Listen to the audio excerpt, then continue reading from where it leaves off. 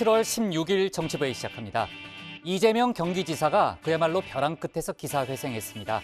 대법원은 조금 전 이 지사에 대해서 무죄 취지의 판결을 내렸습니다. 이로써 이재명 지사는 지사직을 유지하는 건 물론이고 그간의 사법적 족쇄에서 벗어나 대선 행보까지 본격적으로 내디딜 수 있게 됐습니다.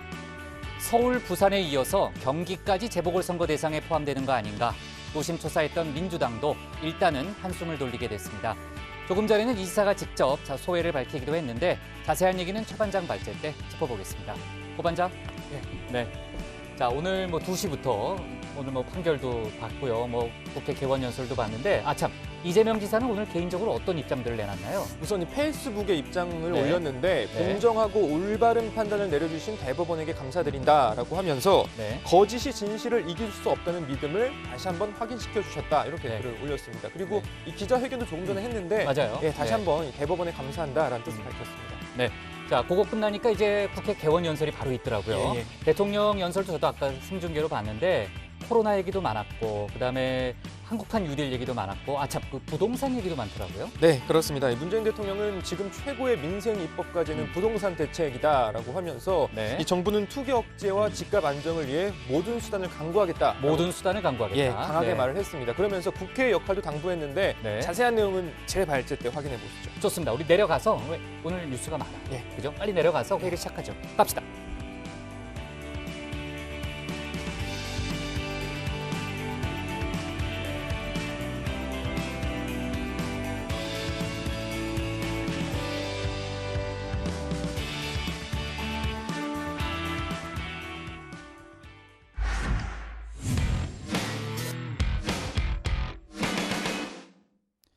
네, 조금 전에 이제 고 반장하고 얘기했던 대로요. 오늘 2시 생중계된 판결에서 이재명 지사가 대법원으로부터 무죄 취지의 판결을 받았죠.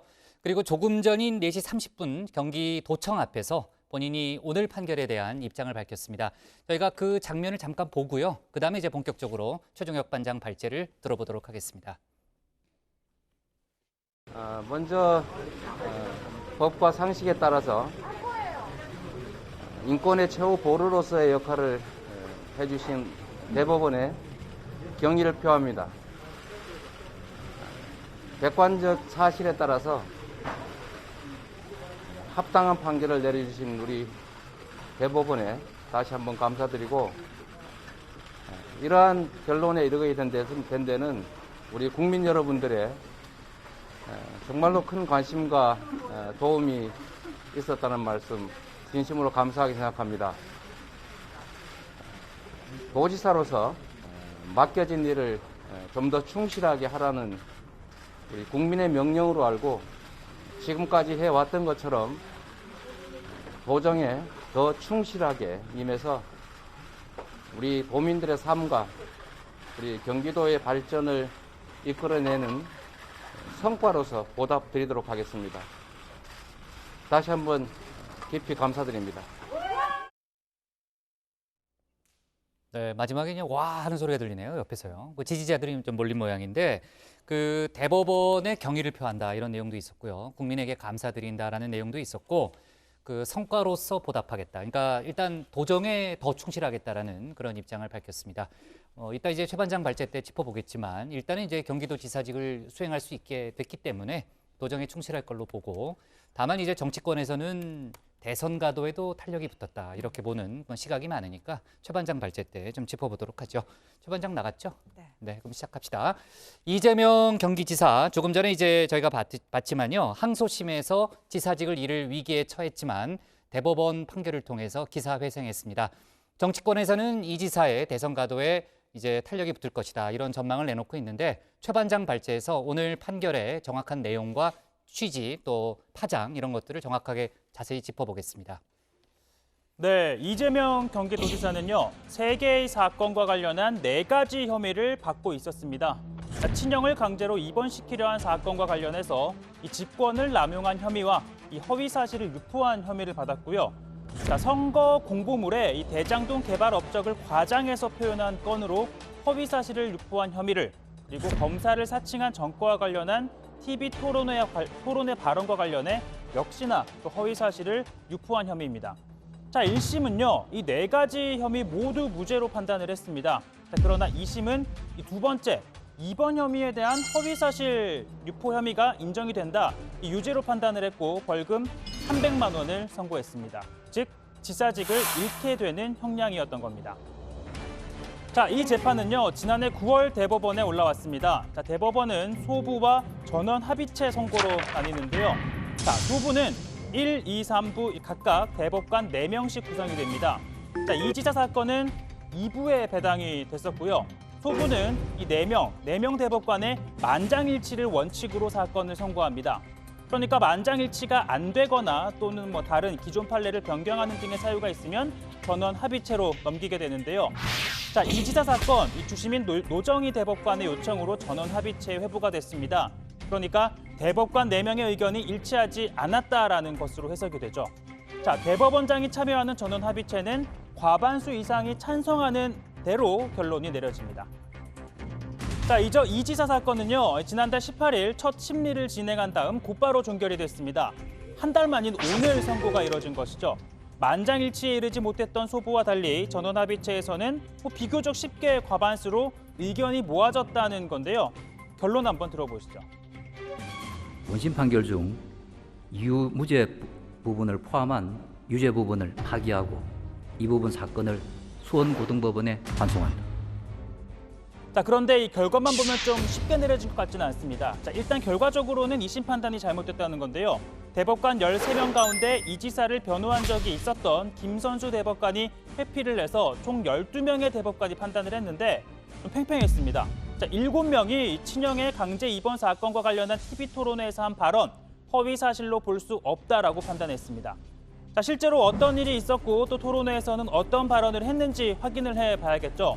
자, 우선 성남시장이었던 이재명 지사가 이 관련법을 근거로 해서 이 친형에 대한 진단을 하기 위해 관련 절차를 개시하라고 지시를 한 건 사실입니다.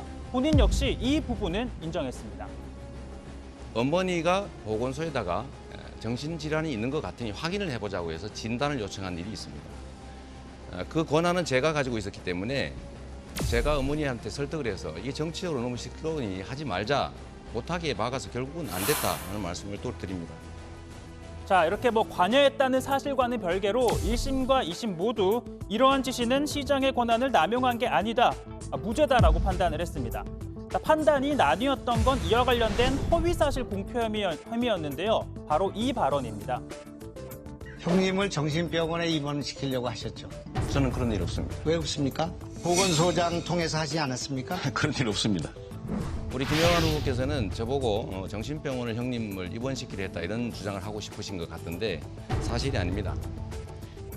자, 이재명 지사는요, 앞서 전해드린 대로 이 형에 대한 진단검사를 요청하긴 했다, 관여했다라는 사실은 인정은 했습니다. 그러나 이 형을 정신병원에 입원시키려 한 일은 없다라고 이 김영환 후보의 질문에 답을 한 건데요. 자, 이 대목에 대한 판단이 쟁점이었던 겁니다. 자, 일단 이 맥락에 따른 사실관계를 좀 정리해보면요. 형을 입원시키려 한 건 이 지사의 어머니를 포함한 가족이고 이 지사는 이를 위한 절차엔 관여하긴 했지만 실제 입원을 시킨 건 아닙니다. 따라서 이 지사는 형을 입원시키려 했냐라는 질문에 그런 일이 없다라고 답을 했다는 겁니다. 그러나 2심 재판부는 숨겨진 맥락을 주목했는데요. 바로 이 앞에 있는 대목입니다. 입원을 시키기 위한 절차에 관여한 사실을 스스로 밝히지 않은 점을 문제 삼은 겁니다. 자, 요약을 하자면 절차에 대한 관여 여부를 김영환 후보가 물어본 건 아니지만 그에 대한 답을 하지 않음으로써 절차에 관여한 사실을 숨기게 됐고, 자, 이는 곧 절차에 관여했다라는 사실을 왜곡을 했기 때문에 결과적으로 이건 거짓 진술을 한 것과 마찬가지다라고 2심 재판부가 판단을 한 겁니다. 하지만 대법원 판단 달랐는데요. 적극적으로 표현한 것이 아니면 허위 사실 공표로 처벌할 수 없다라고 밝혔습니다. 특히 선거 과정에서 후보자의 토론회는 표현의 자유를 폭넓게 보장을 해야 한다. 토론회라는 특수성을 감안해야 한다라고 강조했는데요. 들어보시죠. 질문과 답변이 이루어진 당시의 상황과 토론의 전체적 맥락에 기초하여 유권자의 관점에서 어떠한 사실이 분명하게 발표되었는지를 살펴보아야 합니다. 의도적으로 사실을 왜곡한 것이 아닌 한 일부 부정확 또는 다소 과장되었거나 다의적으로 해석될 여지가 있는 경우에도 허위사실 공표 행위로 평가되어서는 안 됩니다. 자, 딱 맞아 떨어지는 건 아니지만 제가 예를 하나 들어보겠습니다. 자, 북국장이 혼자 저녁에 먹으려고 치킨을 사서 자기 자리에 놔뒀는데요. 그런데 이게 웬일? 회의를 마치고 와보니까 이 치킨 조각이 좀 흐트러져 있고 바닥에는 튀김가루가 이렇게 흩어져 있는 걸 발견합니다. 뭐 일단 사라진 치킨 조각은 없었지만 수상하게 여긴 북국장이 물어봅니다. 최 반장, 내 치킨 먹으려고 했죠? 저는 당연히 먹지 않았으니까 그런 일 없습니다. 라고 답을 한 겁니다. 자, 그런데 사실은요, 제가 말을 하지 않은 대목이 있습니다. 자, 북국장이 자리를 비운 사이 이 신혜원 반장이 한 조각만 먹으면 안 될까 이렇게 저한테 물어보길래 제가 날개 하나 정도는 북국장이 눈치 못 챌걸? 일단 가져가서 냄새는 한번 좀 맡아봐라 라고 하니까 신 반장이 흡사하게 이렇게 가져간 겁니다.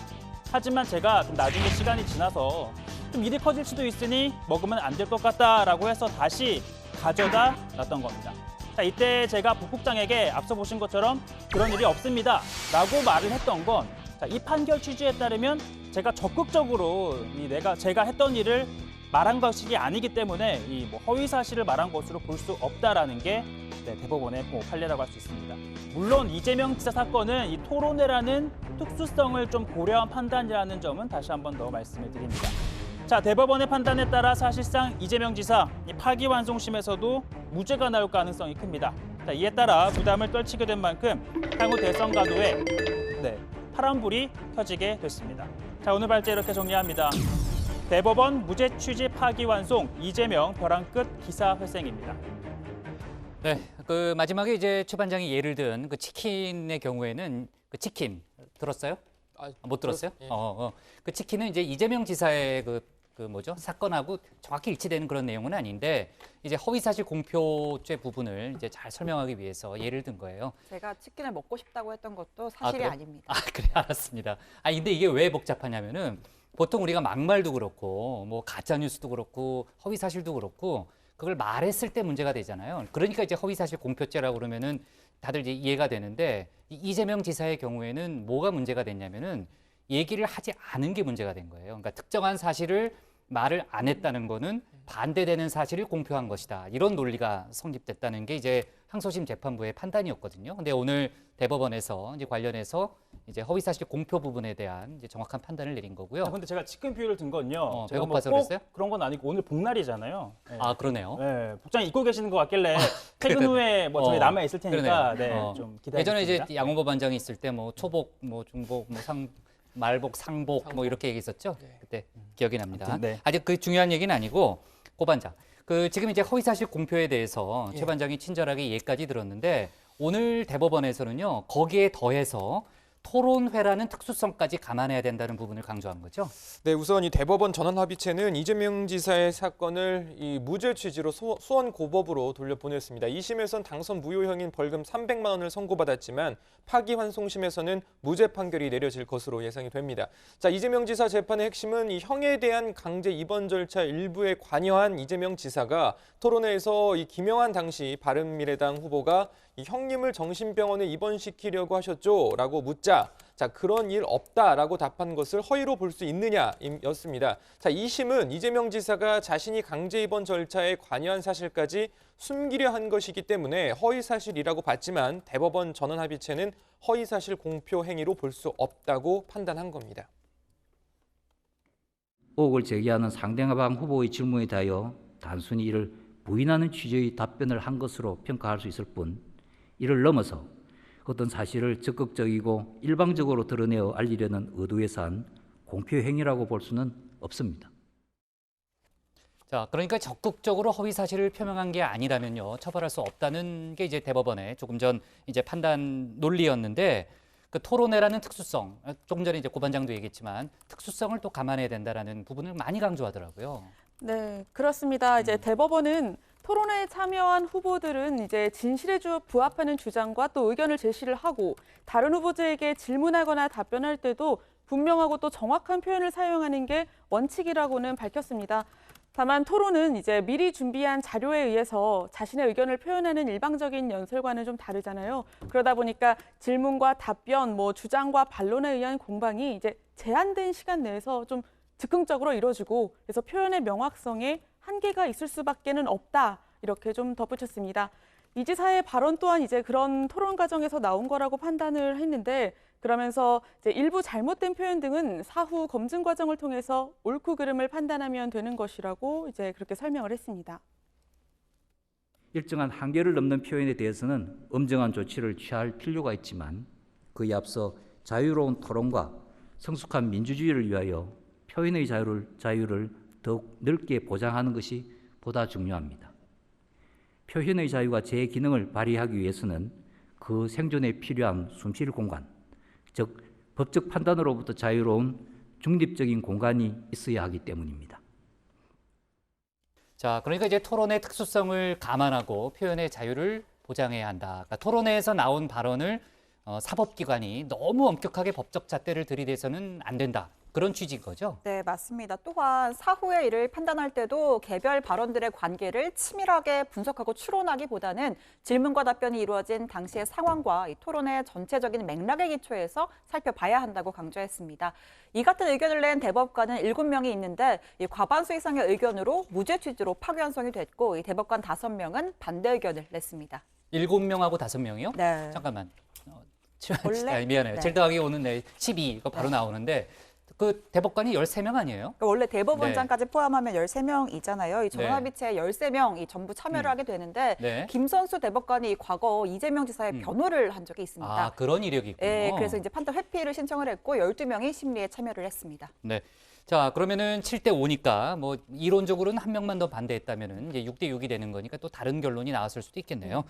그 5명의 대법관은 그럼 어떤 판단을 내린 겁니까, 최 반장? 네, 뭐 7대 5의 의견이 거의 뭐 팽팽하게 맞섰던 결로 보이는데요. 일단 박상옥 대법관 등 5명이 반대 의견을 냈습니다. 이 토론회 같은 경우에는 이 유권자들에게 매우 강력한 파급력과 영향력을 가지고 있는데 이 토론회에서 허위 사실을 유포하거나 뭐 사실을 왜곡하는 것은 이 선거의 공정성을 침해하고 또 대의민주주의의 본질을 훼손하는 것이다라고 판단을 했습니다. 특히 이재명 지사처럼 이 자신에게 불리한 사실은 숨기고 유리한 사실만 덧붙여서 이 형의 이 병원 입원 절차에 관여한 사실이 없다라는 의미로 해석될 수밖에 없는 발언을 했다. 이렇게 뭐 반대 의견은 판단을 했고요. 특히 다수 의견이 말하는 것처럼 토론회 발언에 대해서 일률적으로 면죄부를 준다면 이 결과적으로 선거 운동으로서의 토론회의 기능을 상실하게 만드는 것 아니냐, 뭐 이렇게 입장을 냈습니다.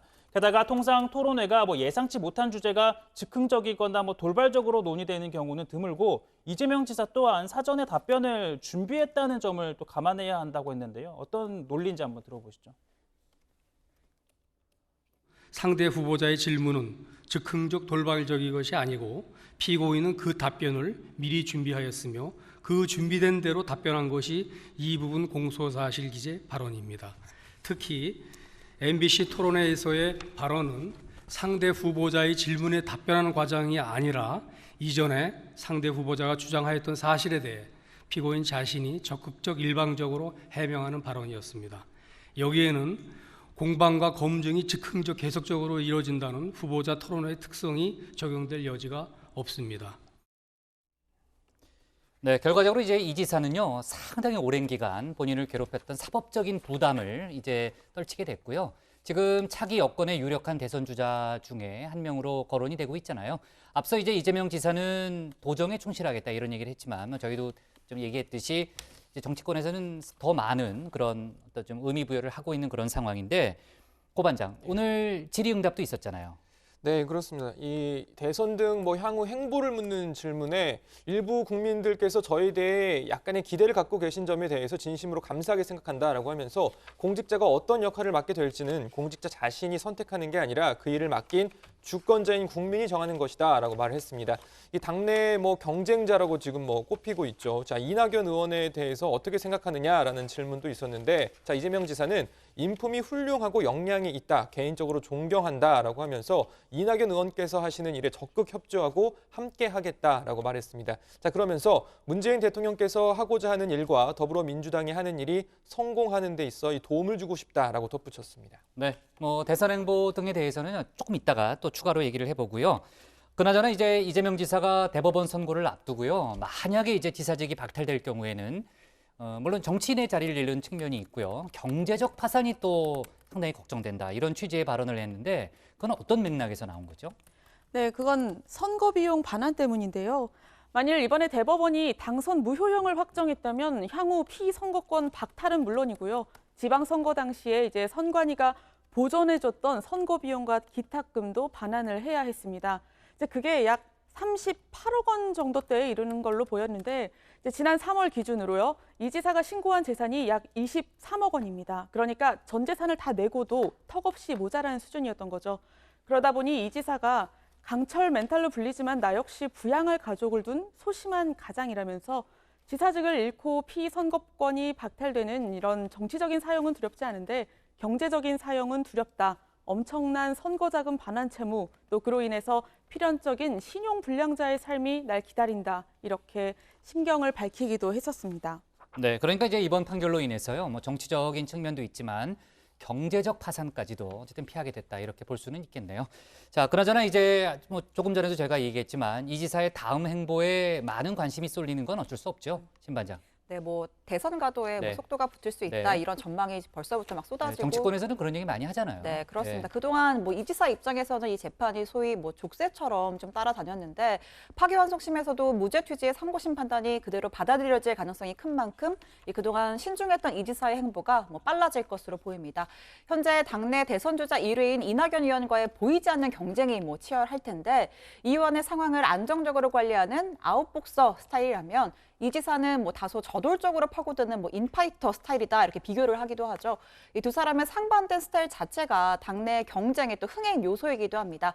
당장의 이재명 지사는 코로나 위기 대응, 뭐 부동산 문제 등 과정에서 이 도지사로 있는 경기도를 대상으로 적극적인 정치적 실험을 펼칠 것이다라는 관측도 나옵니다. 뭐 물론 본인은 신중한 입장을 뭐 아까 뭐 밝히긴 했지만 뭐 대선 행보 자체가 뭐 그리 순탄할 거라고 뭐 단언할 수는 없을 겁니다. 당장 2017년 대선 경선 당시 뭐 문재인 대통령 지지층과 뭐 치열한 갈등을 경험했다는 건 뭐 다 알고 계신 사실이죠. 그 후유증이 뭐 완전히 사라졌다고 보긴 뭐 어려울 겁니다. 따라서 향후 문 대통령과의 관계를 어떻게 설정할지도 좀 주목이 되고요. 또 이재명 지사가 최근에는 뭐 나는 지사직에 집중을 하겠다 뭐 이런 뜻을 여러 차례 내비친 적이 있었고 오늘도 입장문을 통해 경기도 공직자들에 대한 감사의 인사를 전하는 등 뭐 일각에서는 차기 대선에 곧바로 나서기보다는 행정 경험을 더 쌓은 다음에 뭐 차차기를 노릴 거란 관측도 있습니다. 네, 일단은 좀 여유를 가지고 또 향후 행보를 고민해 보겠죠. 그리고 파기환송심이 남아 있으니까 아마 뭐 향후 행보를 하는데 조금 이제 스케줄을 좀 조정하지 않을까 하는 생각도 들고요. 그 정치권 반응을 짚어볼게요. 민주당으로서는 아까도 저도 얘기했지만은 서울, 부산에 이어서 경기까지 재보궐 대상에 포함될 수 있었다라는 그런 위기감이 있었잖아요. 그 일단은 다행스럽다 이런 반응이 나오고 있죠. 네, 민주당은 이 대법원 판결을 환영한다라고 밝혔습니다. 허윤정 대변인은요, 이재명 지사는 지역 경제, 서민 주거 안정, 청년 기본소득 강화 등 경기도 발전을 위해 최선을 다해왔다면서 앞으로도 경기도민을 위해 적극적인 정책으로 도정을 이끌어주길 기대한다라고 강조했습니다. 지금 뭐 이 당대표 주자죠, 이 김부겸 전 의원은요, 참 천만 다행한 날이다라고 하면서 지사님과 함께 몸을 낮추고 국민 앞에 겸손한 자세로 좋은 정치에 힘쓰겠다. 마음 고생 많으셨던 지사님, 오늘만큼은 한시름 놓고 푹 쉬시라고 했습니다. 자, 또 다른 당대표 주자인 이낙연 의원도 축하한다라는 짧은 메시지를 남겼습니다. 자, 이재명 지사가 이끌어온 경기도정에 더욱 탄력이 붙을 것으로 기대한다라고 말했습니다. 네, 통합당은 다소 다른 온도차에 반응을 내놨는데요. 사법부의 판단을 존중하는 게 마땅하지만 법과 법관의 양심에 근거한 객관적이고 냉철한 판단이었는지는 여전히 의문이라고 밝혔습니다. 배준영 대변인은 앞서 마찬가지로 당선 무효형이었죠. 원심 판단을 뒤집었던 은수미 성남시장에 대한 대법원 판단을 거론하면서 이번에도 이 지사의 손을 들어준 셈이다 이렇게 비판을 했습니다. 그러면서 사법부는 이 지사에게 법리적으로는 무죄를 선고했지만 정치적으로는 유죄라고 할 것이라고 말을 했는데 겸허한 자세로 도정에만 매진하는 게 도민과 국민께 도의적인 책임을 다하는 유일한 길이라고 말했습니다. 또 무소속 홍준표 의원도 얘기를 했는데 한 번도 경험해보지 못한 뻔뻔한 나라로 가고 있다. 또 이번 판결에 대해서 선거법상 허위 사실도 적극적 허위 사실과 소극적 허위 사실이 있다는 걸 이번 판결로 처음 알았다고 비판을 했습니다. 네. 자, 그 이재명 지사가 전에 단두대에 오른 심정이다 이런 얘기 하지 않았어요? 네, 스스로 이제 뭐 어쨌든 절박한 심정을 뭐 그렇게 그런 얘기 나타낼 했었죠? 건데 결과적으로는 뭐 무죄 취지의 판결이 네. 나와서 뭐 그런 그러네요. 본인이 말한 심정을 좀 피하게 된 거죠. 네, 오늘만큼은 이제 다리 뻗고 뭐 잘 수 있을 것 같은데 아무튼 이제 향후 행보에 관심이 모아지는 상황이고요. 정치권에서도 지금 이 의미 부여를 많이 하고 있기 때문에 앞으로의 또 이 지사의 행보, 정치적으로도 또 의미가 있을 것 같습니다. 오늘 기사 제목은 이렇게 정리하겠습니다. 대법원 무죄 취지 파기, 이재명 벼랑 끝 기사 회생으로 제목을 잡겠습니다. 다음은 고석승 반장의 발제를 들어보겠습니다.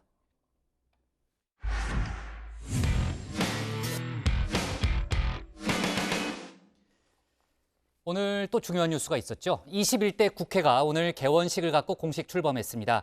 역대 국회 중 가장 늦은 개원식이었죠. 박병석 국회의장은 지각 개원식을 언급하면서 국민 여러분께 송구하다고 말하기도 했습니다. 오늘 개원식에서는 문재인 대통령의 연설도 있었는데요. 문 대통령은 코로나 정국이라든지 또 한국형 뉴딜, 또 그 밖에 부동산 정책 등을 강조했습니다. 고 반장 발제에서 국회 개원식 소식 등 국회 상황 짚어보겠습니다. 시작은 늦었지만 지금부터라도 혼신을 다하는 의정활동으로 국민의 신뢰를 받는 21대 국회가 될 수 있도록 최선을 다하겠습니다. 21대 국회의 기준은 오직 국민과 국익입니다. 국회가 먼저 달라져야 국민들의 삶도 달라집니다. 네, 21대 국회가 드디어 열렸습니다. 물론 이미 한 달 반 전부터 국회의원 임기는 시작됐습니다만 오늘 개원식을 가졌으니 오늘부터 시작됐다고 봐도 무방하겠죠. 자, 방금 박병석 의장의 말처럼 너무 늦게 개원식이 열렸습니다. 역대 국회 중 가장 늦은 개원식입니다. 여야 국회의원들도 임기 시작 한 달 하고도 보름 만에 의원 선서를 했습니다. 국회의원의 직무를 양심에 따라 성실히 수행할 것을 국민 앞에 엄숙히 선서합니다.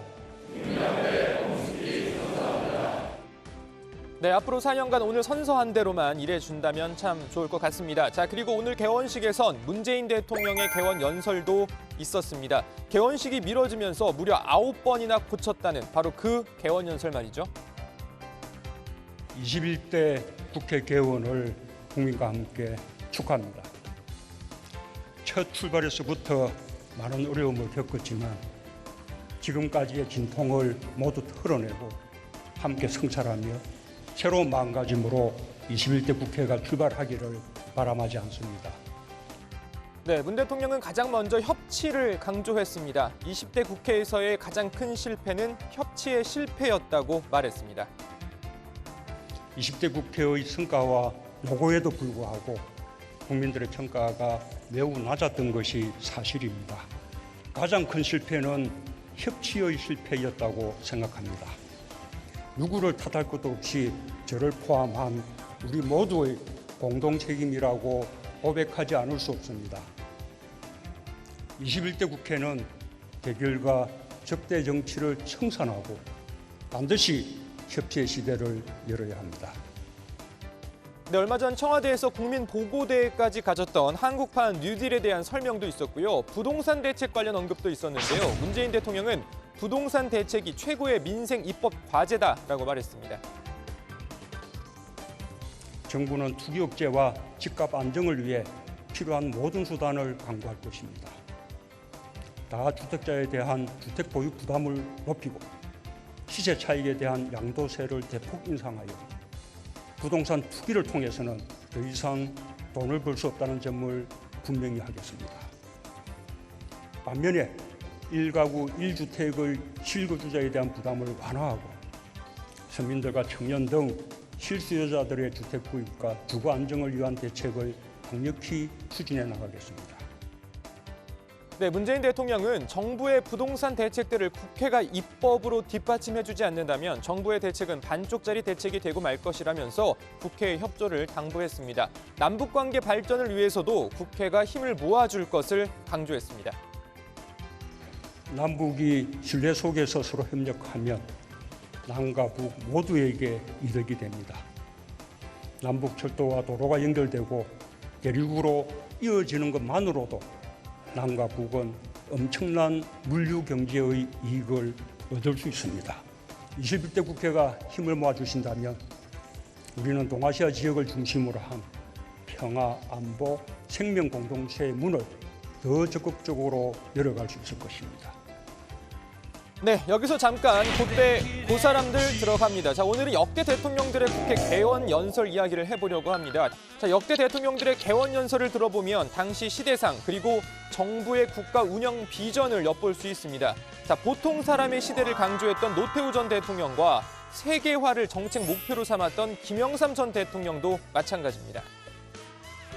새 공화국의 정부와 국회는 바로 국민이 바라는 바와 나라를 위한 과제들을 함께 해결하는 동반자입니다. 우리의 OECD 가입은 그동안 일관되게 추진해온 세계화 정책의 당연한 결실입니다. 이는 또한 한국이 21세기 신국제 질서 창조에 적극 참여하는 것을 의미합니다. 네, 많은 사람들이 우리나라의 IT 기술력이 한 단계 발전했던 시기로 김대중 정부 시절을 꼽곤 하는데요. 김대중 전 대통령은 국회 개원 연설에서 정보화 시대를 강조했습니다. 지금 초중등학교에서는 가정 형편에 상관없이 전면적으로 컴퓨터를 교육시키고 있으며 200만의 주부들이 정보화 교육을 받고 있습니다. 우리는 산업혁명에는 뒤졌지만 정보화 혁명에는 반드시 성공해 왔습니다. 오늘의 국민적 정보화 열기를 더욱 뜨겁게 하여 한국을 세계적인 정보화 강국으로 만드는데 반드시 성공합시다. 네, 이명박 전 대통령은요, 녹색 성장과 자원 외교를, 또 노무현 전 대통령은 부패 청산과 각종 개혁 작업의 중요성을 강조했습니다. 저와 정부가 앞장서서 해야 할 일이 있습니다. 부패 청산과 정부 혁신입니다. 이 두 가지는 제가 책임지고 해나가겠습니다. 부패는 차근차근 실태를 조사하고 분석해서 심각하고 구조적인 부패부터 청산해 나가겠습니다. 저는 취임 초부터 자원 외교의 중요성을 계속 강조해 왔습니다. 우리나라는 자원 개발에 늦게 뛰어들었습니다만은 현재 활발한 외교 교섭을 통해서 조만간 가시적인 성과가 있을 것으로 기대합니다. 네, 역대 대통령들의 국회 개원 연설에 공통적으로 들어가는 이야기가 있습니다. 바로 국회가 국민을 위한 국회, 일하는 국회가 되길 바란다는 내용인데요. 이번 21대 국회는 실망 대신 대통령들의 개원 연설 내용대로 박수받는 국회가 되길 바랍니다. 자, 그리고 오늘 개원식에 앞서 국회 본회의가 있었는데요. 민주당 전해철 의원이 국회 정보위원장으로 선임됐습니다. 국회 관련 소식은 들어가서 전해드리고 일단 오늘 발제 이렇게 정리합니다. 21대 국회 오늘 개원식, 문 대통령 반드시 협치의 시대 열어야. 네. 자, 아니 기사를 좀 보느라고요. 지금 뭐 뒤에서 다룰 예정이긴 한데요. 박원순 전 서울시장 이제 피해자 측에서 이제 성추행 의혹 관련한 피해자 측에서 입장문을 낸 게 있습니다. 입장문을 낸 게 있는데 그 기쁨조와 같은 역할을 강요받았다 뭐 이런 내용이고요. 박원순 전 시장이 샤워할 때 뭐 속옷도 갖다 줬다 이렇게 아주 구체적인 또 사례들이 적시돼 있습니다. 자, 저희가 이제 그 관련 자료를 지금 이제 고반장 발제하는 동안에 읽어봤는데 이따 그 신반장 발제할 때 그때 어차피 그 얘기를 다룰 예정이니까요. 뒤에 저희가 뭐 추가해서 얘기를 하도록 하겠습니다. 일단 국회 개원 연설 얘기를 해볼게요. 그 저희도 예상했듯이요, 최 반장. 한국판 뉴딜을 설명하는데 문 대통령이 많은 공을 들였죠. 네, 국장이 어제 저희 회의 중에 뭐 수정을 했다면 한국판 맞아요. 뉴딜 내용이 들어가지 않겠느냐라고 제가 얘기했잖아요. 했는데 정확하게 맞추셨습니다. 그러니까요. 그 부분이 좀 많이 할애가 되어 있었는데요. 제가 알고 얘기한 건 아닌데 그게 딱 짚었잖아요. 네, 네. 저는 깜짝 놀랐습니다. 보시는 줄 네. 알고. 지난 14일 청와대에서 직접 이 국민보고대회까지 갔었던 이 한국판 뉴딜을 다시 한 번 더 강조를 했습니다. 문재인 대통령은 한국판 뉴딜이 새로운 미래로 가는 열쇠다. 이 추격형 경제에서 선도형 경제로, 이 탄소 의존 경제에서 저탄소 경제로, 그리고 불평등 사회에서 포용 사회로 이 대한민국을 근본적으로 바꾸겠다는 대한민국 대전환 선언이다라고 정의를 했고요. 자, 그러면서 한국판 뉴딜에 2022년까지 49조 원, 25년까지 114조 원을 정부가 직접 투입하겠다라고 밝혔습니다. 자, 문 대통령은 이 한국판 뉴딜이 성공하기 위해서는 국회 협력이 필수적이다. 이 정부와 국회의 든든한 연대를 바란다라고 강조했습니다. 공수처법이 어제부터 시행이 됐지만 지금 이제 공수처는 설치하지 못한 그런 상황이잖아요. 문재인 대통령이 그 부분도 강조를 했죠. 고반장. 네, 말씀하신 대로 공수처장 후보 추천위원회 구성부터 난항을 겪고 있는데요. 오늘 개원연설에서 관련 언급도 있었습니다. 문 대통령은 국회가 법률로 정한 공수처 출범일이 이미 지났다면서 정부는 하위 법령을 정비하는 등 준비를 마쳤지만 공수처장 임명을 비롯해 국회가 결정해줘야 할 일들이 아직 안 되고 있다. 이번 회기 중에 추천을 완료하고 인사청문회도 기한 안에 열어주실 것을 거듭 당부드린다고 말했습니다. 자, 그러면서 국회와 더욱 적극적으로 소통하겠다라고도 했는데요. 문 대통령은 여야정 국정상설협의체 재개를 비롯해서 대화의 형식을 고집하지 않고 다양한 방법으로 국회와 소통의 폭을 넓히겠다고 말했습니다. 아까 연설을 듣다 보니까요, 최 반장, 중간에 박수가 막 나오던데 민주당 의원들이 친 거죠? 네, 뭐 연설 중간중간에 뭐 민주당 의원들이 앉아있는 자리에서 박수가 이어지긴 했지만 한 대여섯 번 나오는 것 같아요. 제가 정확하진 않아요. 정확하진 않는데. 저는 뭐 예. 해보진 못했는데 네. 일단 통합당 의원들 뭐 대부분 박수를 치지 않았습니다. 자, 문재인 대통령의 입장과 퇴장 때도 통합당 의원들은 일단 뭐 기립은 했습니다. 기립은 했는데 박수는 또 대부분 치지 않는 모습이었고요. 자, 주호영 원내대표 등 뭐 일부 의원들만 박수를 치는 모습을 볼 수는 있었습니다. 다만 이 문재인 대통령이 퇴장을 할 때 이 통로 쪽에 서 있던 통합당 의원들은 문 대통령과 가볍게 고개를 숙이고 뭐 인사를 하기도 했었고요. 그러네요. 예. 네, 문 대통령이 국회 건물을 나오는 과정에서 좀 잠시 소동이 있었습니다. 자, 한 남성이 이 자신의 신발을 벗어서 문 대통령을 향해 던진 건데요. 자, 신발은 대통령과 몇 미터 떨어진 곳에 떨어졌고, 그러니까 대통령이 뭐 직접 맞지는 않았습니다. 자, 경찰이 바로 해당 남성을 제압해서 연행을 했다고 합니다. 네, 제가 뭐 정확한 상황을 모르겠는데 대통령 경호에 좀 문제가 있는 건 아니에요? 저희 정확하게는 모르겠네요. 사실 뭐 당연히 뭐 대통령 같은 경우에는 밀착 네. 경호가 이루어지긴 네, 어떻게 하는데 저렇게 어떻게 저런 상황이 벌어진지에 대해서는 신발이 날아올 거리만큼 그렇게 접근을 허용했을지 모르겠는데 뭐 저희가 정확한 상황을 모르니까요. 추가 속보가 들어오면요. 뭐 오늘이든 내일이든 다시 얘기를 해보는 걸로 하고요. 오늘 개원식에 앞서서 본회의가 열렸잖아요. 신반장. 네. 국회 정보위원장, 공석으로 남아있던 정보위원장을 선출했죠? 네, 마지막 상임위원장 선출됐습니다. 오늘 본회의에는 미래통합당 불참 속에 민주당 주도 하에 열렸습니다. 국회 정보위원장으로 민주당의 전해철 의원이 선출됐습니다. 통합당은 오늘 본회의에는 불참을 했지만 엊그제 여야 원내대표 협상에서 민주당의 단독 정보위원장 선출 받아들이겠다라고 한 것으로 전해지고 있고요. 자, 국회법은 정보위원장 선출을 위해서 국회의장단 구성을 완료해야 한다라고 규정을 하고 있는데 민주당은 통합당이 정보위원 명단을 국회에 제출해서 표결에 문제가 없다고 보고 선출을 진행한 겁니다. 자, 오늘 정보위원장 선출로 18개 국회의 모든 상임위원장 자리를 민주당이 가져가게 됐고요. 이 전해철 의원 진정한 국정원 개혁이 완수될 수 있도록 국회에서 노력하겠다라는 소감도 밝혔습니다. 오늘 나온 여론조사 내용도 정리를 해볼게요. 민주당과 통합당의 지지율 격차가 상당히 좁혀진 걸로 나타났죠? 네, 그렇습니다. 리얼미터가 조사한 내용인데요. 구체적으로 내용을 좀 보시면요. 13일부터 15일까지 조사를 했고 더불어민주당이 35.4%, 미래통합당이 31.1%, 정의당 5.8%, 국민의당 5%, 열린민주당이 4.7%로 조사됐습니다. 민주당과 통합당의 지지율 격차가 이제 좀 눈에 띄는데 4.3%포인트였습니다. 오차 범위 안에 있는 수치인데 리얼미터는 이제 두 당의 지지율 격차가 이렇게 오차 범위 내로 좁혀진 건 통합당이 창당한 이후 처음이라고 설명했습니다. 문재인 대통령의 국정 지지도도 한번 보시면요. 부정평가가 긍정평가를 앞서는 결과가 나왔습니다. 부정평가는 51.7%였고요. 긍정평가는 44.1%였습니다. 네, 대통령 지지율이 떨어진 데 대해서요. 청와대가 엄중하게 보고 있다. 뭐 이런 얘기도 좀 들리더라고요. 통합당 얘기가 나왔으니까 조금 추가를 해보면요. 오늘이죠. 오늘 아침에 그 통합당 회의하는 장면을 보니까 그 뭐라 그래요? 백드롭이라고 그러나? 네. 그 백드롭 글자 내용하고 또 배경이 바뀌었더라고요. 그렇습니다. 여야 정당 모두 백드롭 문구를 통해서 본인들이 원하는 이 강조점을 표현하곤 하는데 제가 얼마 전에 이 집중발제에서도 한번 다룬 적이 있었는데 예. 자, 특히 이 통합당은 전신인 새누리당 시절부터 나름 이 파격적인 백드롭을 많이 선보인 바 있습니다. 자, 김종인 비대위 체제 출범 이후에 통합당은 변화, 그 이상의 변화라는 지금 보고 계신 이 문구를 백드롭으로 써왔는데요. 오늘 백드롭을 바꿨습니다. 지금 보시는 그림인데요. 흰색 바탕에 지금 이 나라에 무슨 일이? 라는 문구를 넣었습니다. 자, 이 중앙일보 보도에 따르면 통합당 핵심 관계자는 여권발 각종 의혹을 규명해야 한다는 의지를 담은 것이다. 이렇게 설명했다고 합니다. 일단 국회가 오늘 개원식을 갖고 이제 본격적으로 가동되긴 했는데 여야 공방이 한층 격화될 그런 분위기죠.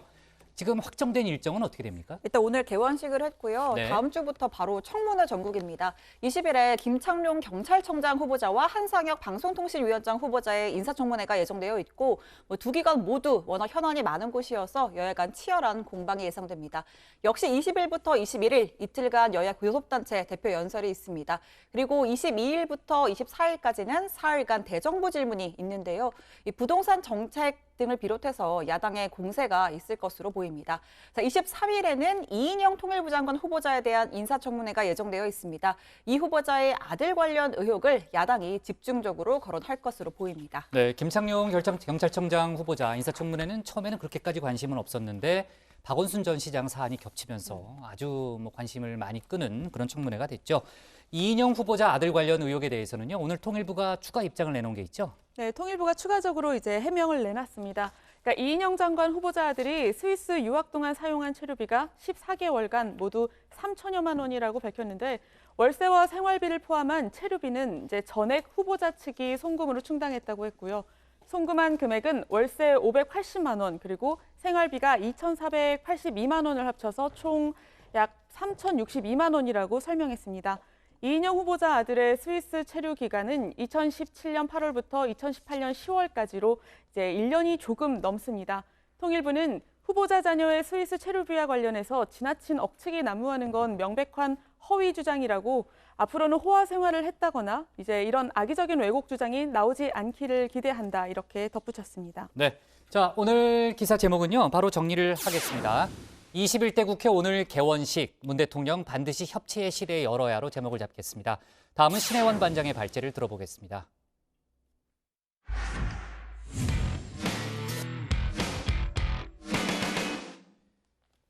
고 박원순 전 서울시장 성추행 의혹 사건 고소인을 피해자 대신 피해 호소인으로 지칭한 이해찬 민주당 대표가 시민단체로부터 명예훼손 혐의로 고발됐습니다. 피해 호소인이란 표현은 일방적으로 피해 사실을 주장할 뿐이라는 부정적 의미를 내포하고 있다는 논리죠. 그리고 조금 전에 제가 속보로 얘기했지만요. 피해자 측에서 막 추가 입장문을, 그러니까 보도자료를 추가로 냈는데 기쁨조와 같은 역할을 했다. 이런 내용이 있고요. 상세한 사례가 또 적혀 있습니다. 신반장 발제에서 박원순 전 시장 관련 내용 자세히 짚어보겠습니다. 네, 지난 9일 오전 10시 10분경입니다. 종로구 가회동의 서울시장 공관 앞에 골목길로 양복 차림을 한 남성이 걸어 나옵니다. 자, 고 박원순 전 시장의 마지막 비서실장 고한석 전 실장입니다. 자, 그리고 약 30분 뒤 똑같은 장소에 똑같은 CCTV 화면에 박 전 시장이 포착됐습니다. 모자를 쓰고 등산 배낭을 맨 차림이었죠.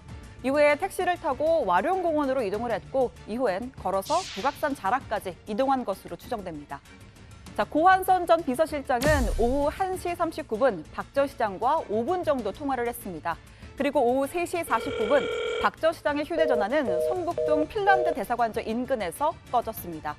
오후 5시 17분 박 전 시장의 딸이 112에 실종 신고를 합니다. 자, 고 전 비서실장 어제 경찰에서 참고인 조사를 받았습니다. 마지막으로 공간에서 어떤 대화 나누셨는지. 그거는 이제 경찰에 다 말씀드렸으니까요. 윤순영 젠더 특보랑 특보가 보고한 사실 알고 있으셨나요? 아니요. 모르고 있으셨나요? 네. 모르는 상태에서 공간 가신 거예요? 그 인특보가 아는 사실을 인지하지 못하신 상태에서 공간에 가신 거예요? 그렇죠. 근데 그 내용은 오전에 말씀 전혀 안 하셨어요? 자세한 내용은 나중에 구체적인 조사나 이런 게 있으면 더. 젠더 특보가 아니면 누구한테 보고받으신 거예요? 혹시 외부에서 누가 네, 서울시 관계자들의 행적은 박 전 시장이 성추행 혐의로 피소된 사실이 유출됐다라는 의혹과 관련해서 사실관계를 밝힐 단서가 될 겁니다. 먼저 고소장이 접수된 건 8일 오후 4시 30분쯤입니다. 그런데 임순영 서울시 젠더특별보좌관은 그보다 1시간 반 전인 오후 3시에 박 전 시장을 직접 만나 불미스러운 일이 있느냐라고 물었다고 직접 밝혔습니다. 다만 소장 접수 사실은 몰랐다, 나중에야 알았다라는 입장도 밝혔죠. 그 부분에 대해서는 젠더특보께서만 확인할 수 있는 사안이라서 대단히 중요한 사안이기 때문에 젠더특보께서 이거는 직접 말씀을 해야 될 부분이고. 28일 날 밤 박 전 시장은 서울시 구청장들과 만찬을 가졌습니다. 저녁 9시 10분쯤에 끝났다고 합니다. 그 후에 임순영 젠더특보를 포함한 비서실 최측근들과 회의를 가졌는데 이 회의 장소는 가회동 공관 또는 서울시청 또는 이 제3의 장소로 관계자들의 설명이 엇갈리고 있습니다. 일단 회의가 있긴 했고요. 이 시점상 고소인의 참고인 조사가 한창 진행 중인 와중에 이 회의가 이루어졌습니다. 이 사건은 고소와 동시에 피고소인에게 수사 상황이 전달되었습니다. 서울시장의 주위에 있는 사람에게는 본격적인 수사가 시작되기도 전에 증거인멸의 기회가 주어진다는 점을 우리는 목도했습니다. 이런 상황에서 누가 국가 시스템을 믿고 유력 성폭력 피해 사실을 고소할 수 있겠습니까? 누가 언제 어떻게 알았느냐? 경찰은 고 전 실장에 이어서 비서실 관계자 등 주변 인물을 추가로 조사하는 한편 박 전 시장의 명의로 된 총 3대의 휴대전화도 디지털 포렌식 작업을 진행할 예정입니다. 검찰의 수사도 시작됐습니다. 대검찰청은 유출 의혹을 포함한 고발장 4건을 서울중앙지검에 배당했습니다. 중앙지검이 담당 부서를 지정하고 직접 수사를 할지 아니면 경찰의 수사 지휘를 할지를 결정하게 될 겁니다. 자, 또 다른 고발건입니다. 성추행 의혹 고소인을 피해자 대신 피해 호소인으로 지칭한 이해찬 민주당 대표가 명예훼손 혐의로 고발됐습니다.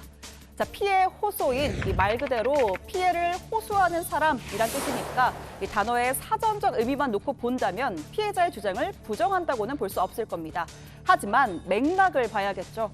자, 민주당은 과거 당 인사들의 성 관련 의혹 사건에서 모두 법률 용어인 피해자를 사용했습니다. 도저히 있을 수 없는 일이 발생했습니다. 안희정 지사에 대한 뉴스 보도에 대해서 당대표로서 피해자와 국민 여러분께 사과의 말씀을 드립니다.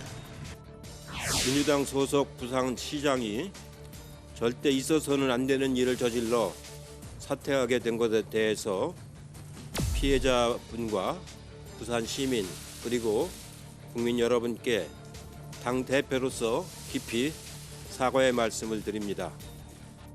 자, 모두 법적 판결이 내려지기 전 이 관련 의혹이 드러난 직후에 나온 사과문입니다.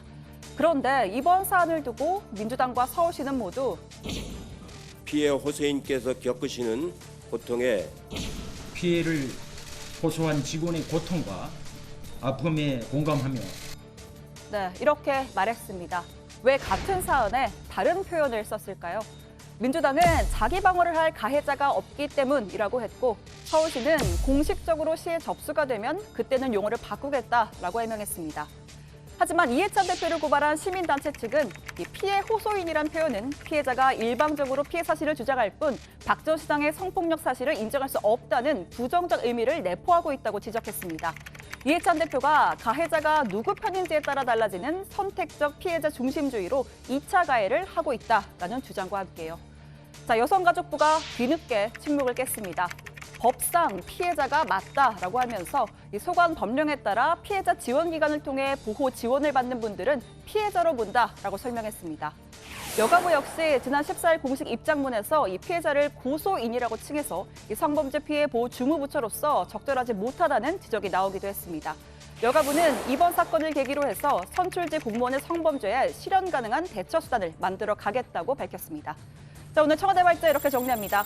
피소 유출 의혹 수사 본격화, 피해 호소인은 2차 가해, 시민단체 이해찬 고발입니다.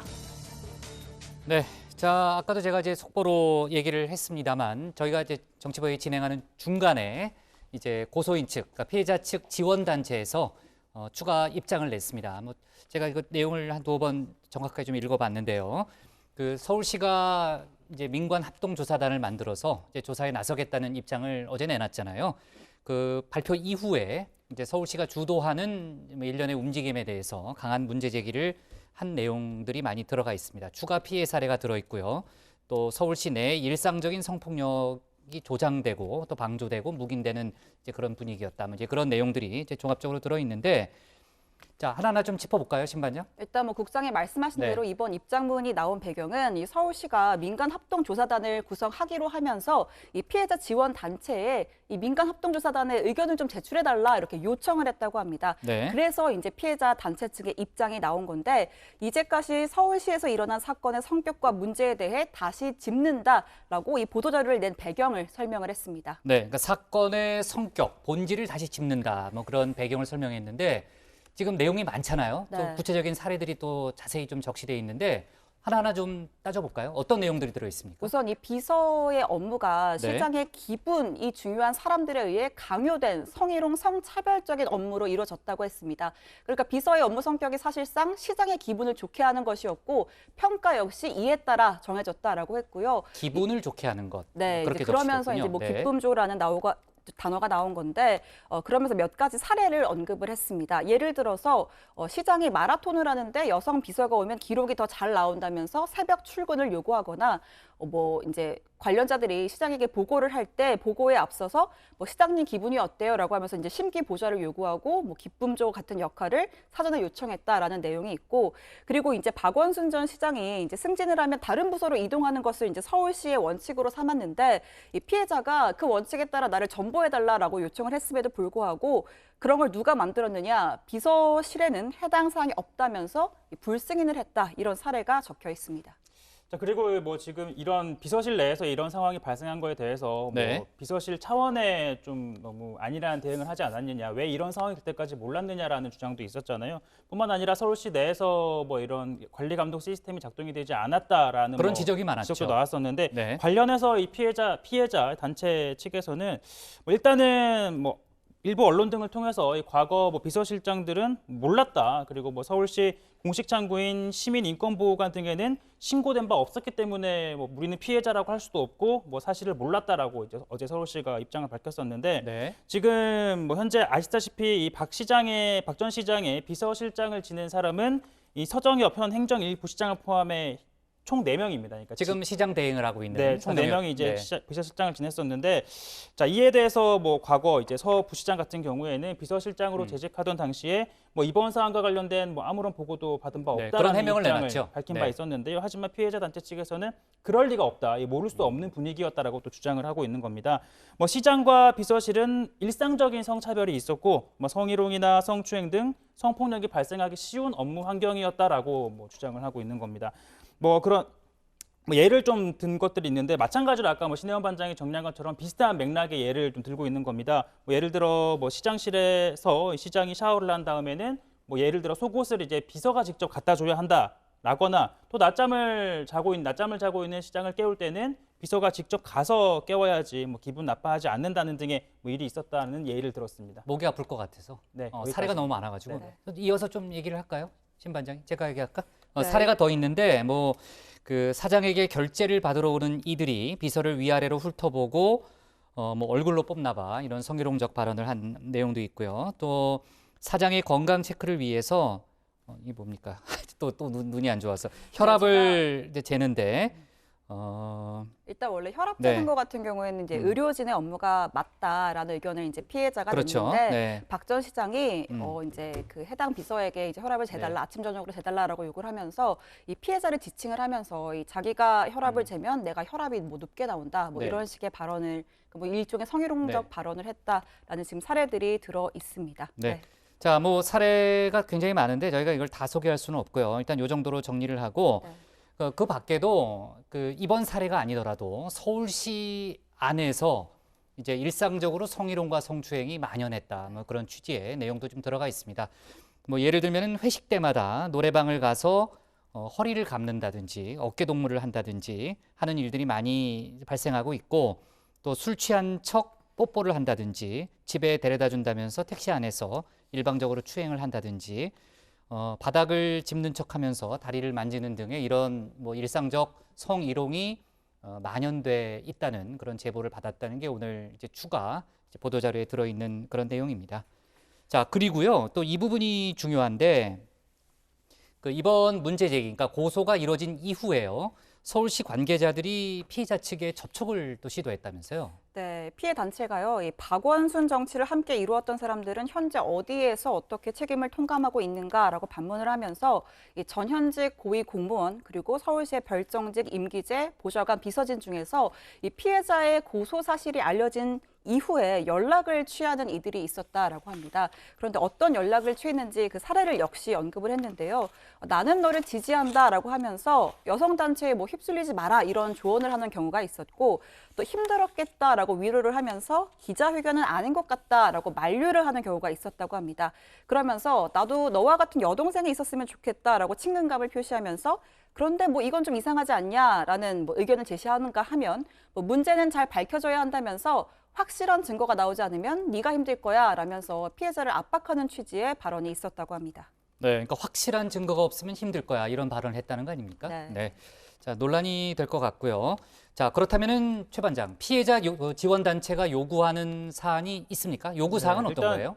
좀 저희가 말씀드릴 거는 지금까지 저희가 얘기한 거는 뭐 네. 실질적으로 증거가 있다기보다는 피해자 측에서 그렇죠. 이러한 일이 네. 있었고 서울시 내에서 전반적인 이런 그렇죠. 성추행이 성폭력이 발생할 네. 만한 분위기가 형성이 되어 있었다. 만약에 뭐 이런 서울시에 또 주장이었던 해명이 거죠. 나오지 않겠습니까? 그럼 그렇죠. 저희가 또 네네. 소개를 해야죠. 네, 그렇게 하도록 하고요. 일단 피해자 지원 단체가 이런 것들을 좀 요구를 하고 있습니다. 뭐 경찰 수사를 지속해야 한다라는 건데요.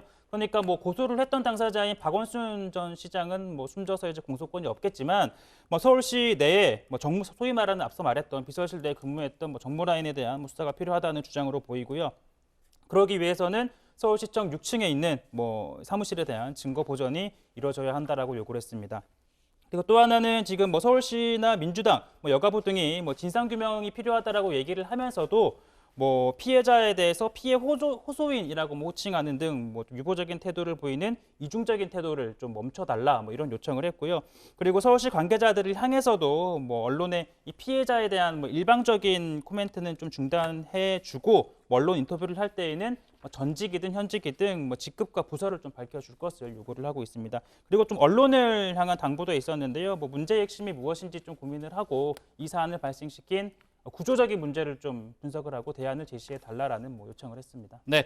자, 지금까지 고소인 측이 피해자 측이 낸 추가 입장문 내용을 저희가 훑어봤고요. 이제 서울시의 답변이 필요한 내용이 많이 있습니다. 서울시에서 아마 입장을 낼 것으로 보이는데 내일 정치부회의에서 또 서울시의 해명, 또 서울시의 입장도 저희가 충분히 소개하도록 하겠습니다. 자, 이제 그 관련 수사 등 이제 기본적인 사실 좀 짚어볼게요. 지금 대검찰청이요. 박원순 전 시장 관련한 여러 가지 이제 고발건에 대해서 서울중앙지검에 사건을 배당했다면서요? 네, 대검이 말씀하신 것처럼 이 경찰청과 청와대 그리고 뭐 서울시청 관계자들을 이 공무상 비밀 누설죄로 수사해달라라는 내용의 고발 4건을 오늘 오전 서울중앙지검에 배당을 했다라고 밝혔습니다. 서울중앙지검은 이 담당 부서를 지정하고 뭐 직접 수사를 할지 아니면 경찰의 수사를 지휘할지 좀 결정할 방침이라고 합니다. 네, 경찰 역시 어제 실종 당일 마지막으로 이제 접촉을 했었던 고한전 전 비서실장을 참고인으로 불러서 조사를 했고요. 이 고 전 실장 외에도 이제 서울시 관계자들을 추가로 불러서 조사를 할 방침입니다. 역시 또 박 시장의 명의로 된 세대의 휴대전화 또 이 디지털 포렌식 작업을 거칠 예정입니다. 마지막 비서실장이죠. 고한석 전 실장이 그 마지막 통화에서 어떤 이야기를 했는지 좀 나온 게 있다면서요? 네, 고 전 실장이 오마이뉴스와의 인터뷰를 통해서 대화의 일부를 좀 공개를 했습니다. 일단 고 전 실장은 시장님이 내게도 정확하게 말씀하지 않아서 정보가 없다면서 내가 가진 정보는 시장님이 공간을 나간 걸 알게 된 후에 찾으려고 백방으로 노력을 하고 산에서 내려오도록 설득한 것뿐이다 이렇게 얘기를 했습니다. 고 전 실장은 서울시 관계자가 이제 실종 당일에 오전 11시 20분과 정오쯤이죠. 북악산 안내소에 전화를 걸어서 박원순 시장이 들리지 않았냐 이렇게 문의한 것도 내가 지시한 것이다라고 인정을 했습니다. 네. 자, 서울시가 민관합동조사단을 통해서 의혹을 규명하겠다고 했죠. 아까도 저희가 얘기했지만은 지금 정치권이라든지 다른 쪽에서는 셀프 조사의 한계를 지적하는 목소리들이 좀 있죠. 네, 서울시가 이 박원순 전 시장의 성추행 의혹을 조사하기 위한 민관합동조사단을 출범시키기로 했는데요. 여성단체, 인권 전문가, 법률 전문가 등 외부 전문가가 참여를 하는데 조사단 구성 등의 실무는 지난 3월 임명됐던 서울시 송다영 여성정책실장이 맡게 됐습니다. 자, 일각에서는 그래서 벌써부터 회의론도 나오곤 있습니다. 조사단이 강제 조사를 할 수 없고 조사단 구성도 서울시가 주도하기 때문이라는 겁니다. 그러니까 시가 수사권이 있지 않다는 부분이 강조되고 있는 거죠. 맞습니다. 지금. 그래서 이 조사 대상이 거부할 경우에는 뭐 할 수 있는 게 사실상 뭐 없다는 겁니다. 무엇보다 서울시 비서실 관계자들이 피해 여성의 피해 여성의 도움 요청을 묵살했다라는 의혹도 제기가 됐죠. 이 비서실 정무라인에 있던 사람들 대부분 별정직이기 때문에 박 시장이 숨진 다음 날부터 출근은 하지 않고 있습니다.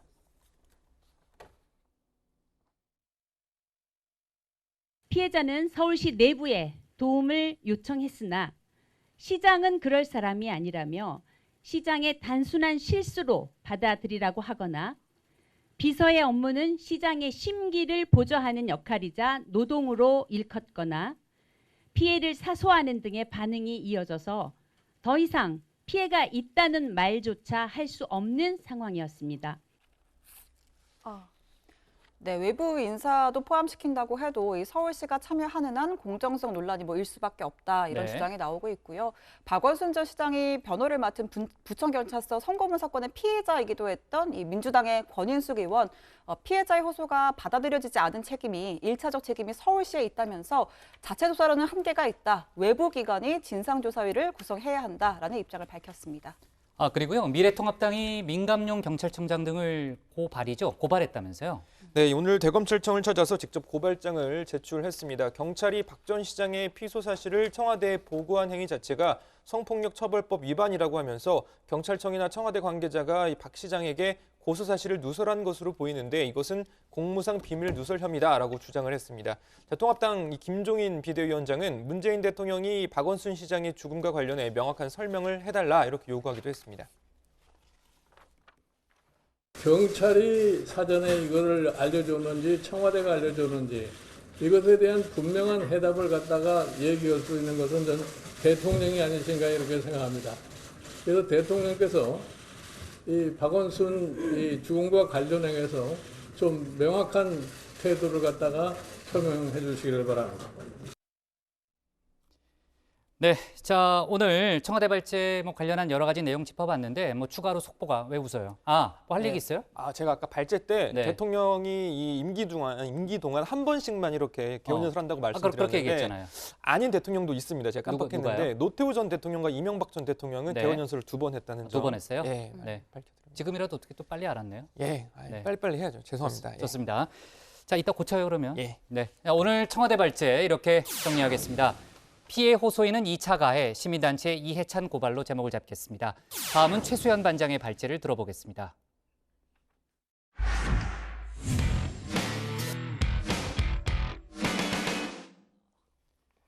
네, 홍준표 의원이 자신을 비판한 권영세 의원, 진중권 전 교수 등을 향해 거친 발언을 쏟아냈습니다. 좀비라는 그런 발언까지 등장했죠. 한때는 한솥밥 먹던 동료 의원이었지만 서로 예민하게 반응하면서 일종의 신경전이 이어지는 그런 상황입니다. 최수연 반장 발제에서 관련 내용 짚어보겠습니다.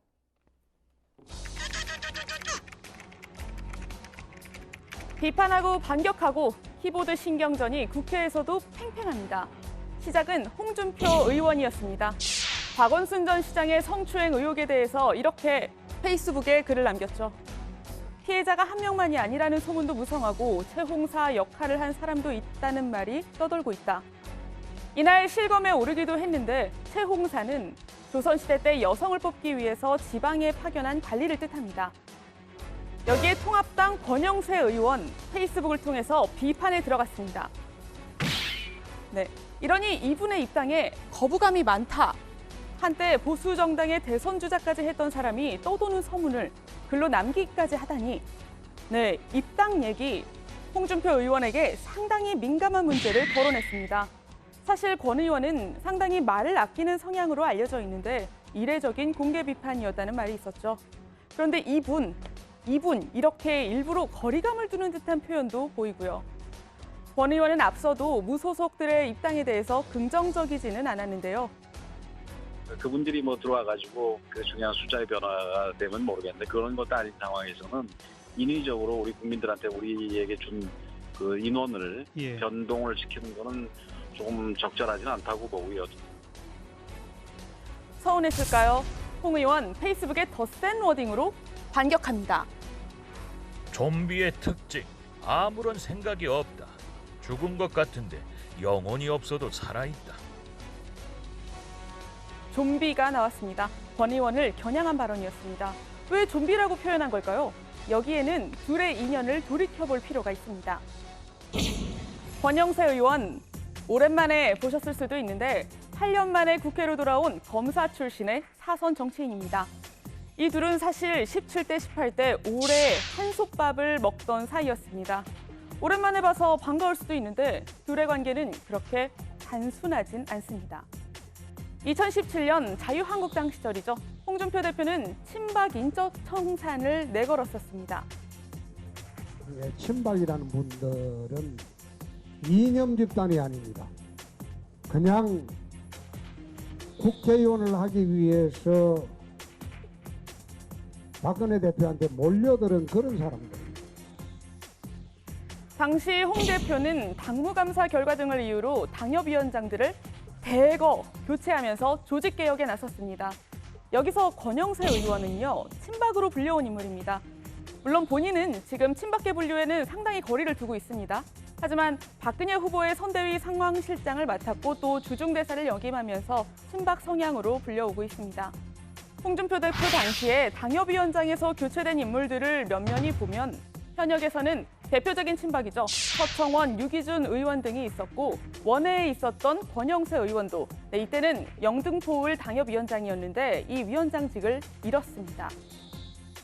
그리고 원외의 경우에는 대상자가 129명인데 그중에서 58명이 기준에 미달한 것으로 조사가 되었습니다. 그렇게 밀려난 권 의원, 돌고 돌아서 용산으로 와서 다시 어렵게 국회에 입성한 겁니다. 청산을 하려는 쪽과 대상으로 분류되는 쪽, 불편할 수밖에 없었겠죠. 자, 그러니까 다시 돌아가서 홍 의원이 쓴 좀비는 과거 권 의원의 친박 이력을 겨냥한 겁니다. 한편 홍준표 의원, 진중권 전 교수와도 키보드 전쟁 중입니다. 진 전 교수는 최공사 발언에 대해서 썬데이 서울을 많이 보셨나 보다 이렇게 비판을 했는데 홍준표 의원의 글을 보면 숫자가 좀 있어요. 1번, 2번. 아까 2번이 좀비의 특징이었다면 1번은 무슨 개의 특징이라고 써있죠. 진 전 교수를 뜻한 겁니다. 시도 때도 없이 짖는다, 아무나 문다 이렇게 얘기를 했는데 진 전 교수 이번에는 이렇게 대응했습니다. 기차는 그냥 지나갈게요. 이게 무슨 말이죠? 언뜻 이해가 안 될 수도 있는데 홍준표 의원이 자주 쓰는 표현입니다. 내가 지서도 기차는 갑니다. 그러니까 홍 대표가 항의나 반발을 많이 받을 때 사용하는 표현인데 그러니까 누가 뭐라 해도 내 갈 길을 가겠다라는 의미, 이번에는 그걸 진 전 교수가 인용한 겁니다. 자, 온라인상에서 이런 표현들이 논란이 됐다면 오늘 오프라인 회의에선 구설에 오른 표현이 하나 있습니다. 미래통합당 비대위 회의에서 때 아닌 스캔들 논란이 벌어졌습니다. 조문의 시간을 지나 이제는 심판의 시간에 이르렀습니다. 우리는 이제 두 가지 진실을 밝힐 때가 되었습니다. 첫째는 박원순 성추행 서울시 스캔들 은폐 의혹입니다. 이 말을 듣고 자리에 있던 취재진들이 좀 깜짝 놀랐다고 하는데 박원순 시장의 사건을 스캔들로 표현한 거냐, 2차 가해 아니냐 이런 비판과 추측이 쏟아졌습니다. 일단 회의가 끝나고 정 위원이 해명을 했습니다. 그러니까 스캔들이라고 얘기를 한 건 박원순 전 시장의 사건을 얘기한 건 아니다. 그러니까 지난 4월에 서울시장 비서실에서 성폭행이 있었는데 이걸 서울시가 덮었다는 의혹을 언급한 것이다. 다시 말해서 별개의 사건을 표현한 것이다. 이렇게 얘기를 한 겁니다. 자, 그럼에도 이 스캔들이란 표현이 맞냐라는 지적이 나오고 있는데요. 스캔들이라는 표현 자체가 가해자와 피해자를 나누다기보다는 다소 불명예스러운 소문이라는 의미가 있다 보니 성범죄 사건에 대해서는 표현이 적합하냐 이런 지적인 거죠. 이 발언 이후에 정의당은 즉각 반박 논평을 냈습니다. 이번 사건들을 스캔들이라고 규정하고 나섰습니다. 성희롱과 성추행의 고통을 당해왔다는 것이 피해 요지인데 느닷없이 스캔들이라니 이 무슨 저열한 발언입니까? 미통당이 지금 먼저 할 일은 자신들의 과거와 현재를 돌아보는 것입니다. 그리고 성인지 감수성을 갖추는 것입니다. 정치인들의 말 표현 하나하나가 민감한 시기에 말 한마디 한마디가 더 신중해지는 때입니다. 자, 국회 발제 이렇게 정리합니다. 홍준표 이번에는 좀비와 개. 국회에선 때 아닌 스캔들 논란입니다. 네, 자, 정원석 최고위원의 발언이 논란이 됐는데 그 아까 이제 해명을 최수연 반장이 소개를 했고요. 지금 막 추가로 된 입장이 또 있다면서요? 네, 정원석 통합당 비대위원, 청년 비대위원이죠. 비대위원이죠. 네. 그러니까 자신이 부적절한 용어를 사용한 거에 대해서는 좀 네. 미처 고려하지 못했다라고 좀 사과를 했는데요. 네. 사전적 차원에서 이 스캔들이라고 지칭을 하기는 했지만 이게 좀 일종의 여성의 입장에서는 여성의 피해자, 여성 피해자 입장에서는 가해자로 또 받아들일 수 있다라는 데에 대해서는 뭐 미처 생각을 하지 못했고 좀 배려가 부족했다라는 점을 인정한다라고 밝혔고요. 앞으로는 뭐 자신은 뭐 권력형 성범죄로 정정을 하고 이 자신이 앞으로 용어를 쓸 때는 피해자의 입장을 좀 더욱 반영하는 데 노력을 하겠다. 여성 피해자 입장에서 생각하겠다라는 입장을 밝혔습니다. 네. 자, 그리고요. 고 반장, 오늘 코로나 상황도 한번 짚어볼까요? 네, 일단 뭐 오늘 좀 많습니다. 네. 신규 확진 환자가 61명 발생했는데요. 자, 신규 확진 환자 수가 60명대를 기록한 건 지난 13일 이후 사흘 만이긴 합니다. 자, 그런데 왜 이렇게 많느냐? 자, 해외 유입 환자가 많았던 건데요. 47명 발생했습니다. 자, 그리고 지역 발생 환자는 14명인데 역시 뭐 수도권에서 좀 가장 많은 편이었고요. 안타까운 소식이 하나 더 있습니다. 이 광주에서요. 이 코로나19 확진 판정을 받고 치료를 받던 90대 할머니가 이 숨지는 일이 발생했습니다. 자, 원래 이 확진 판정을 받기 전에는 증상이 없었던 무증상 환자였다고 하는데요. 시간이 갈수록 좀 상태가 악화되면서 오늘 새벽에 이렇게 좀 사망을 했다고 합니다. 네.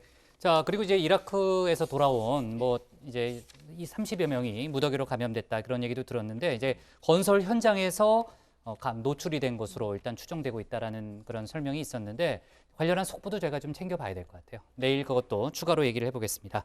자, 오늘 기사 제목은요. 이렇게 정리하겠습니다.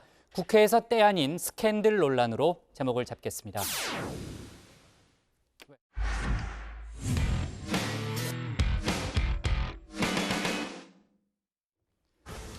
네, 오늘 저희가 고른 한 컷은 예고된 화장실 몰카 점검, 실효성은 글쎄로 잡았습니다.